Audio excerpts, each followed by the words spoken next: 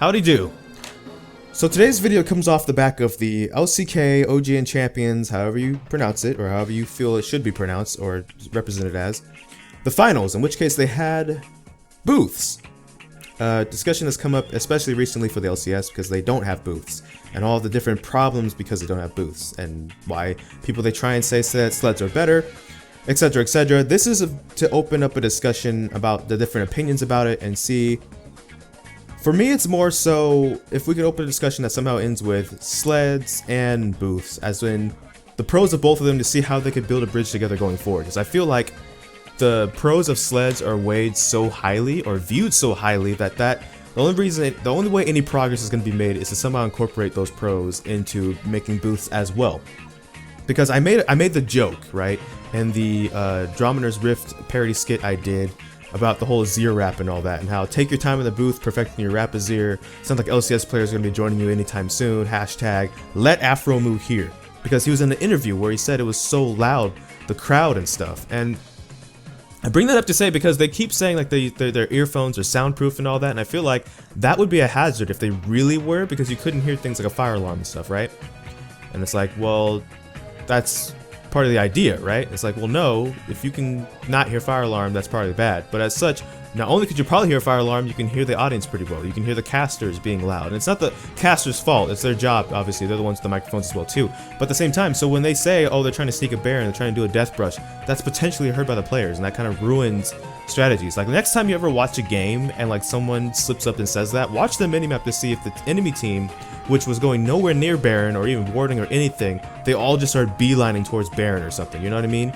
And I bring up all this up to say because I get the pros of Sleds, they say, is the interaction you can have with the players. You can have a more open interaction with the players, like throwing bottles at their heads or potentially rushing the stage and personally in real life ganking them, which would then take the physicality out of it, wouldn't it? There actually would be physicality in esports, and then that whole argument and stereotype would die, right? That would actually be pretty bad. Just don't do that, by the way. I'm not inciting that. Please, actually, I shouldn't have even said that, to be honest. Whatever. Anyway, and the whole idea, part of what I do say, okay, I will defend Sleds a little bit in this aspect, right? When I was first learning the game, and I was first watching pro games to watch the pros to how to learn the game, the whole, for example, having the champion show up in front of the Sled to show me which player was playing that champion, so that I could look and figure out names later and figure out, okay, this is what this champion is. They're an AD carry, they do this, etc, etc. And that whole linking that to that, the visual learning part of it, yeah, that was great. But the problem is you can do that in booths as well. And if that wasn't proven before, the LCK or OGN Champions Korea booths that they put on, I won't spoil like who won, who lost, all that stuff, but by all means go look up these booths, because these booths were a combination of the Sled idea with having that in front, but still being within a booth. Because in defense of these monitors on the front of the Sleds, you can use those for graphics, or how the finals for the LCS or like Worlds was going, how you had because you had the visual on the back, you could see things like when a pentakill came up, they could do a graphic for like a pentakill and all that, etc, etc, interact with the fans. These are still things that you could potentially do with Sleds inside of booths even. Because maybe part of the problem is the way the LCS stages are set up right now, with like beneath the stage, there's a bunch of wiring, circuit boards, maybe extra power cords, whatever. Just electronic matter that if they build a booth around that with what booths would need, potentially lighting from the top of the booths and stuff, it might be problematic building that on top of the stage. I'm questionable that it's maybe more of a time thing, restraint or constriction than that though.